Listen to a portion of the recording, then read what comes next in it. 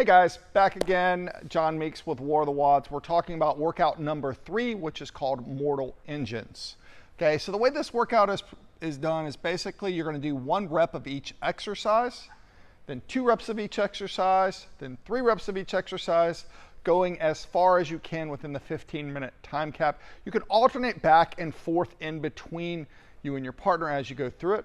Let's talk about the movements. So first of all, RX, we've got a kettlebell deadlift. That's going to be 44 kilos in each hand for the men, 32 kilos in each hand for the females, followed by handstand push-ups. The Masters RX will have 1 ab mat on that handstand push-up.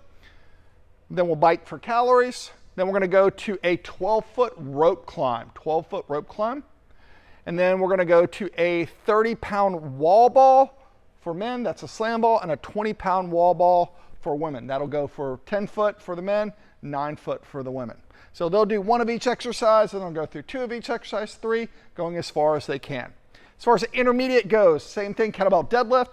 However, our weights are going to be 32 kilo and 24 kilo for our female athletes. We're going to do ring push-ups. We'll talk about the stands for those when we get over to the rings. Bike for calories. Rope climb as well. However, you have an option to do a 3-to-1 raises and lowers versus the rope climb. And then wall ball will be a 20-pound and a 14-pound to the 10-foot and 9-foot respectively. So then finally scaled, kettlebell deadlift 24 kilo and 16 kilo. We'll do an angled ring push-up for the scaled athletes, bike for calories, 1-to-1 raises and lowers on the rope, and then wall balls will be a 14-pound and a 10-pound to the 10-foot and 9-foot. Let's talk about each of these movements.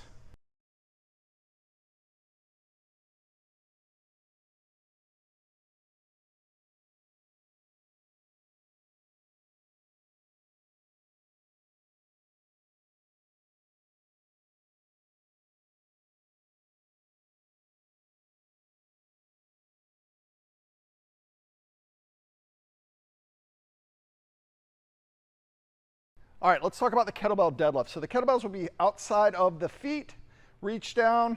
You have to stand up with the kettlebells, and you have to lower the kettlebells down to the ground. You cannot drop the kettlebells at any point. If you drop the kettlebells even on your last rep, then that will be considered a no rep.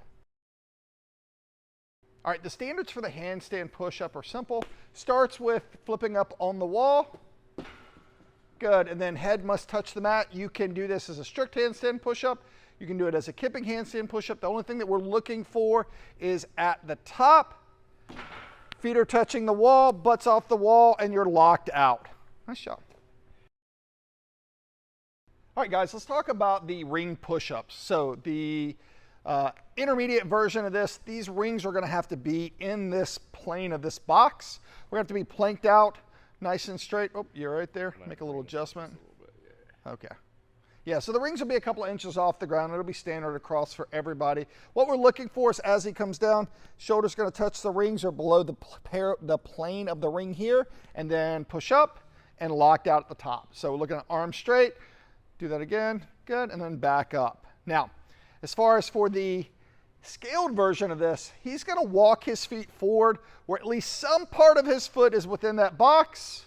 Doesn't matter where or what part. Same thing, straight, come down, touch, and then press out. We're just changing that angle a little bit to make it so it's a little bit easier to do. All right, guys, this is the bike. You can adjust the bike wherever you want. You can adjust in between you and your partner doing it. It will have to be reset in between each calorie, so you must hit 1 before you get off the bike. You must hit 2 before you get off the bike. You can change in and out, but it can't roll over into your calorie mark. So meaning I can't jump off like I'm tagging out and that rolls over. All right, let's move on to the next.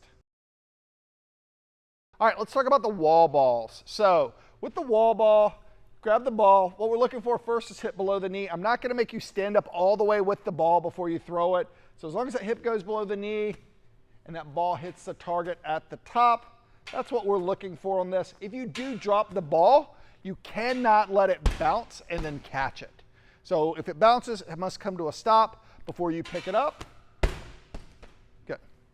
And those are the wall balls. All right, let's talk about the rope climbs, okay? So this is a little different. The rope climb's a little shorter than what we normally do, but we are doing a pretty high quantity of them. So we're looking at a 12-foot rope climb. You can jump. You can do this legless. You can wrap, whatever you're comfortable with. You just can't use the assistance of the side of the rig as you go up. If you bounce off of that, that is fine, but you can't use that to assist you to climb up the rope. You have to climb the rope. Now, the raises and lowers, we're gonna start with your feet underneath the rope. Okay, from here, you're gonna lower yourself down until your legs are straight. So straighten your legs out, boom. You won't have a mat here, you'll actually have a little block on the floor when you do that, and then you have to pull yourself back up. You can bend your knees as you do that, all the way back up to extension here. Now for the scaled version of this, it's 1-to-1. For the scaling for intermediate is 3-to-1. And the athletes can do either one, but if they choose, they're doing rope climbs and they have to stay doing rope climbs.